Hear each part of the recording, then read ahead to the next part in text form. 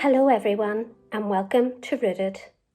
For those of you who don't know me, my name is Janet, and for those of you who do know me, you know that I love Christmas.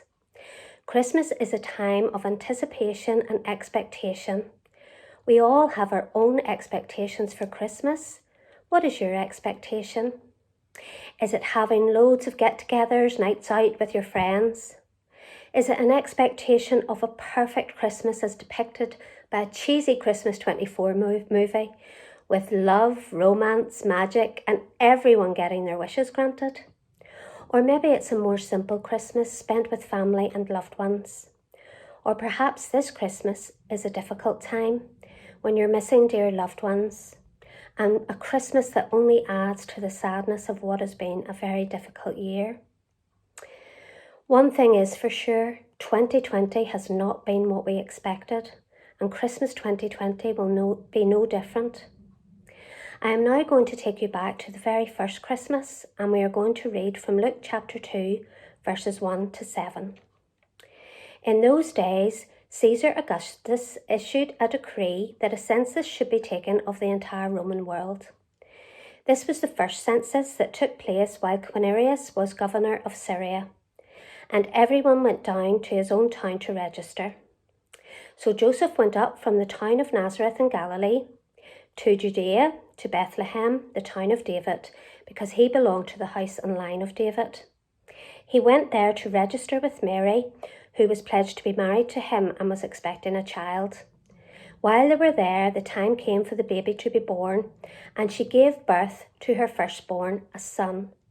She wrapped him in cloths and placed him in a manger because there was no room at the inn for them. Now let's imagine what expectations Mary and Joseph would have had. Mary was pregnant with the Messiah. We read in earlier verses that Mary was visited by an angel of the Lord and that she was told that she had found favour with God and was chosen to give birth to the Son of the Most High. Joseph had also been visited by an angel of the Lord and told that Mary was going to give birth to the Son of God, and you can read about this in Matthew.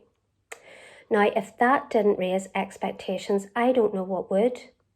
They were chosen by God to be the earthly parents of his Son, God in flesh, the Saviour of the world. I reckon their expectations would have been very high. Perhaps they dreamt of living in a palace befitting of the king.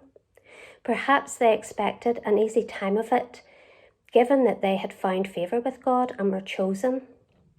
Perhaps Mary thought about giving birth in the lap of luxury, surrounded by the best doctors and nurses in the land. However, this is not what they experienced. When Mary was heavily pregnant, they had to travel about 70 to 80 miles to Bethlehem, as it was the law that they had to go there and register and pay their taxes. This would not have been an easy journey in a nice limo or private jet. No, this was a rough journey over rough terrain which would have taken about a week. They would have had to carry heavy coats, as it would have got very cold at night. They would have had to have brought food and provisions for the journey. I'm sure they thought, what? Why is this happening to us? God has chosen us. But nonetheless, they were obedient and faithful and made the journey. They were probably sustained along the way by thinking, when we get there, we'll get a nice hotel, a nice meal and a bath. But alas, that wasn't to be either. Instead, the only choice they had was a dark and dirty stable or cave. Wow, you can only imagine how that felt for Mary in particular, who would have been so uncomfortable. But this is how God had planned it. This was no accident. When we live in God's will, he doesn't promise us an easy ride or special treatment. He does promise, however, to be with us always. Even our discomfort has meaning in God's plan. Then, just as now in 2020, God controls history. Jesus was born in Bethlehem to fulfill the prophecies in the Old Testament and God's plan for the world. God was in control, and he still is now. Jesus was born in a manger, a stable which would have been dark and dirty. This would not have been expected at all. Jesus was born in difficult circumstances but went on to fulfill God's plan. He died and rose again so that we might be brought into a relationship with him and live free, joyful and hopeful lives. Mary and Joseph endured hardship, but this ultimately brought them joy in the birth of their son, the birth of the King. We should not limit God by our own expectations. Things might not go as we expect them, but God is always at work. He is in control, and he uses the dark and difficult times in our lives to make us more like Christ.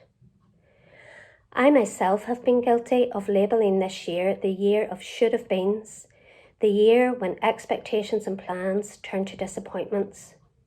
But even in these times, God is at work in our dark world. This Christmas, instead of focusing on what should have been or might have been, let us focus on the deep joy and hope that Jesus brings.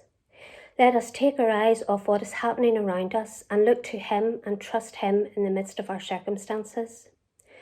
1 Corinthians 4 verse 17 tells us that our light and momentary troubles are achieving for us all an eternal glory that far outweighs them all.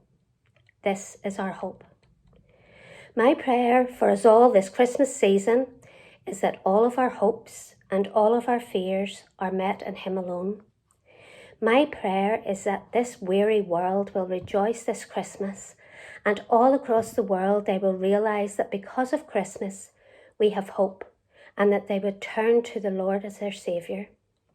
May you have a hope-filled, joy-filled and peace-filled Christmas. Thank you.